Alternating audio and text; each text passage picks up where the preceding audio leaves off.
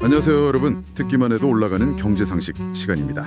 오늘은 정말 뜨거운 주제죠. 세계적으로 주목받는 한국 방산산업, 이른바 K방산에 대해 이야기 나눠보겠습니다.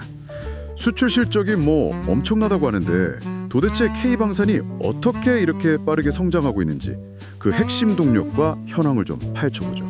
네, 안녕하세요. K방산의 성장세는 정말 주목할 만합니다. 작년 2024년 수출 실적만 봐도 약 13조 8,300억 원, 이게 달러로 하면 95억 달러 정도 되거든요. 95억 달러요? 와... 네, 전년 대비해서도 엄청나게 늘어난 거고 올해 1분기 매출 전망치도 보니까요. 작년 같은 기간보다 4배 이상, 8조 원이 넘을 걸로 예상될 만큼 아주 가파른 상승세를 보이고 있습니다. 그래서 세계 방산 수출 순위에서도 이제 상위권으로 올라섰고요. 이야, 95억 달러라니 정말 대단한 규모네요. 이 정도 성과면 한두 기업만 잘해서 되는 건 아닐 것 같은데요. 어떤 기업들이 이런 흐름을 이끌고 있나요? 구체적인 성과들도 좀 궁금하고요. 맞습니다. 여러 기업이 정말 전방위적으로 활약하고 있어요. 우선 대표적으로 한화 에어로스페이스를 꼽을 수 있겠는데요. K9 자주포, 그러니까 스스로 움직이는 포 있잖아요.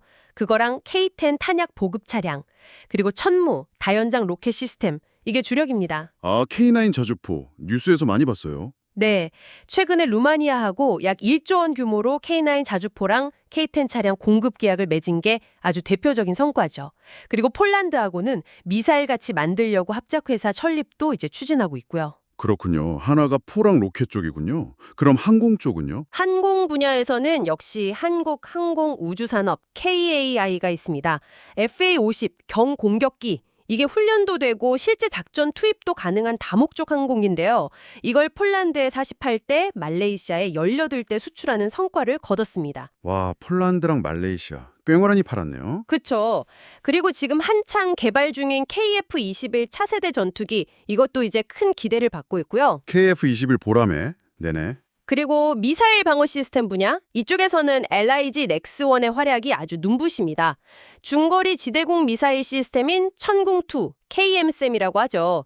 이걸 UAE에 무려 3조 5천억 원 규모로 수출하는 계약을 성사시켰어요. 3조 5천억 원이요?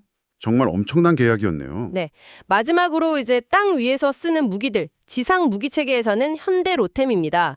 K2 흑표 전차하고 AS-21 레드백 보병 전투 차량이 있는데요.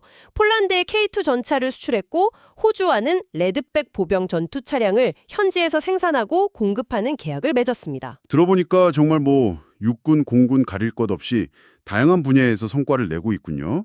폴란드, 루마니아, UAE, 말레이시아, 호주. 고객 국가들도 정말 다양하고요. 근데 이렇게 갑자기 K방산이 세계 시장에서 되게 매력적인 선택지로 떠오른 이유가 뭘까요? 단순히 제품이 좋아서만은 아닐 것 같은데 뭔가 다른 요인들이 있겠죠? 네, 복합적인 요인들이 작용했습니다. 우선 가장 큰 배경은 역시 최근 몇 년간 고조된 국제적인 지정학적 긴장입니다. 아, 지정학적 긴장이요? 네, 러시아 우크라이나 전쟁 같은 사건들을 계기로 해서 많은 나라들이 우리도 국방력을 키워야겠다, 낡은 무기 바꿔야겠다, 이런 필요성을 막 느끼게 된 거죠. 그래서 전 세계적으로 무기 수요가 확 늘어났어요. 시기가 맞아떨어졌군요. 그렇죠. 바로 그 타이밍에 K방산의 경쟁력이 빛을 발한 겁니다. 한국산 무기들이 성능은 상당히 좋은데 미국이나 유럽 같은 서방 선진국 무기 체계에 비해서 가격이 괜찮거든요. 이른바 가성비가 높다는 거죠. 가성비. 중요한 포인트네요. 네, 거기에 더해서 계약하면 약속한 기간 안에 무기를 빨리 만들어준다는 거, 이 신속한 납품 능력, 이것도 아주 중요한 강점으로 작용한 거죠. 아, 성능 좋고 가격 괜찮고 납기도 빠르고. 맞습니다. 그러니까 예전에는 거의 서방 무기만 쳐다보던 국가들한테 K방산이 굉장히 매력적인 대안으로 떠오른 겁니다. 확실히 그렇겠네요. 그럼 정부 역할은 없었나요? 기업들만 잘해서 된 건 아닐 텐데요. 물론이죠. 정부의 적극적인 방산 수출 지원 정책도 정말 중요한 성공 요인입니다. 정부 차원에서 직접 나서서 국가 간 계약을 지원해주고 또 수출입은행 같은 곳을 통해서 금융 지원 패키지 같은 걸 제공해주면서 기업들이 수주할 가능성을 높이는 데 큰 힘이 되고 있습니다. 아, 정부의 지원 사격도 있었군요. 네. 그리고 기술을 이전해주거나 현지에서 같이 생산하는 방식 같은 좀 유연한 협력 방식을 제안하는 것도 상대국 입장에서는 매력적이었을 거고요. 자, 그럼 정리해보자면 세계적으로 안보 불안이 커지는 상황에서 한국 무기가 성능 가격, 납기라는 경쟁력을 갖추고 여기에 정부 지원까지 힘입어서 그야말로 기회를 잡았다 이렇게 볼 수 있겠네요. 물론 그 밑바탕에는 우리 기업들의 뛰어난 기술력과 생산 능력이 있었던 거고요. 앞으로 전망도 꽤 밝아 보이는데요. 네, 맞습니다. 단기적으로는 일단 전 세계적인 무기 수요가 계속될 걸로 보이기 때문에 K방산의 성장세는 당분간 이어질 가능성이 높아 보입니다. 근데 여기서 우리가 조금 더 생각해 볼 지점이 있는 것 같아요. 어떤 점일까요? 이런 K방산의 급성장이 단순히 수출 실적 늘어나는 걸 넘어서서 장기적으로 한국 경제 전반에는 어떤 영향을 줄까? 그리고 국제사회에서 한국의 위상에는 또 어떤 변화를 가져올까?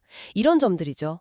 그러니까 단순히 무기 판매를 넘어서 기술 협력, 파트너십을 더 강화한다든지 혹은 국제 안보 지형 변화에 우리가 어떤 역할을 하게 될지 이런 파급력까지 좀 넓게 볼 필요가 있겠습니다. 네, 정말 중요한 지적입니다. 경제적 효과뿐 아니라 더 큰 그림을 봐야겠군요. 오늘 K방산의 현황과 성장 배경에 대한 깊이 있는 분석 정말 감사합니다. 여러분들도 K방산의 성장이 앞으로 우리 사회와 국제관계에 가져올 다양한 변화에 대해 한번 생각해 보시면 좋겠습니다. 듣기만 해도 올라가는 경제 상식, 다음 시간에 또 유익한 정보로 찾아뵙겠습니다. 감사합니다. 감사합니다.